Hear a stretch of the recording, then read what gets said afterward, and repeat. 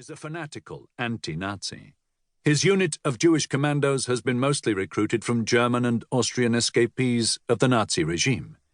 This ragtag group includes a semi-professional boxer, an Olympic water polo player, a previously Orthodox Jew obsessed with science, and painters, poets, athletes, and musicians. By this stage of the war, the summer of 1944, most of their relatives who weren't able to escape have been murdered in the death camps. To protect themselves and any family members still alive, the men in X Troop have all taken on fake English names and identities. Lieutenant George Lane himself is Lanyi Gheorghe from Budapest, pretending to be a Welsh infantry officer. He's lived in England for the past 8 years. His English isn't bad, but his Welsh accent is terrible. You realize that you are in a very tricky situation here, Lieutenant Lane, Field Marshal Rommel says through an interpreter. I don't think so. I happen to be a POW. There's nothing tricky about that, Lane responds. Well, my people seem to think that you are a common saboteur, Rommel says. If the Field Marshal believed I was a common saboteur, then I don't think he would have invited me for tea, Lane replies. So you think this is a polite invitation? Indeed I do, and I'm greatly honored by it, Lane answers, to a smile from the Field Marshal. The ice has been broken. Rommel's adjutant pours the tea. So how is my friend General Montgomery? Rommel asks. Unfortunately, I don't know him personally, but as you know, he's preparing the invasion. So I imagine you'll see him very soon, Lane says.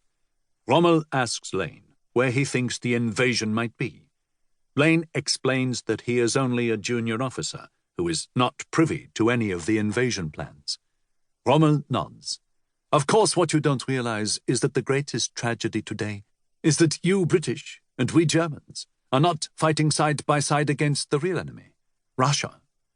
Lane knows he should keep his mouth shut, but he can't help himself, and he says, Sir, how can the British and Germans fight side by side, considering what we know about what the Nazis are doing to the Jews? No Englishman could ever tolerate such a thing. Well, that's a political argument, and as a soldier you shouldn't be interested in politics at all, Rommel answers curtly.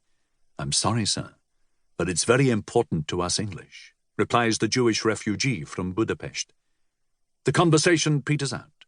A side door opens and an officer leads Lane away. Lane wonders what Captain Wooldridge will say during his interrogation. He's furious with himself, knowing that he should have stuck to name, rank, and serial number, but he hadn't expected to see Field Marshal Rommel himself. Lane is given a bite to eat, and later that afternoon is handed over to the Wehrmacht.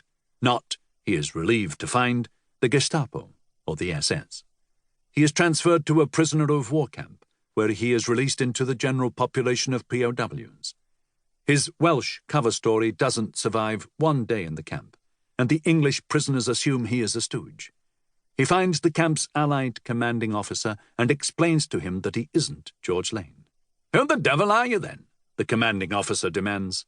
I'm a member of X Troop. And what the blazes is that? Sit down, sir, Lane says, and I will explain everything. Introduction.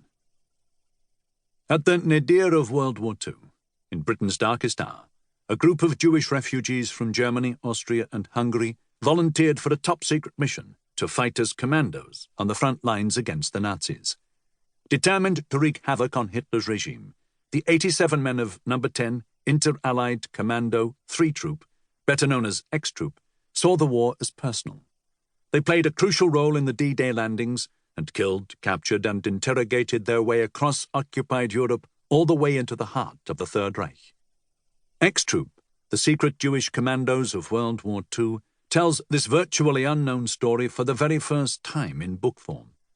To uncover the history of this remarkable unit, I declassified, long-sealed, top-secret British military records, read the breathless heat of the battle official war diaries, and discovered a trove of startling new materials from the families of the ex-troopers. I also conducted interviews with still-living commandos and the wives and children of a number of ex-troopers. It is a tale that needed telling. This group of highly trained soldiers gained a fearsome reputation, and they found themselves fighting in France, Sicily, mainland Italy, Greece,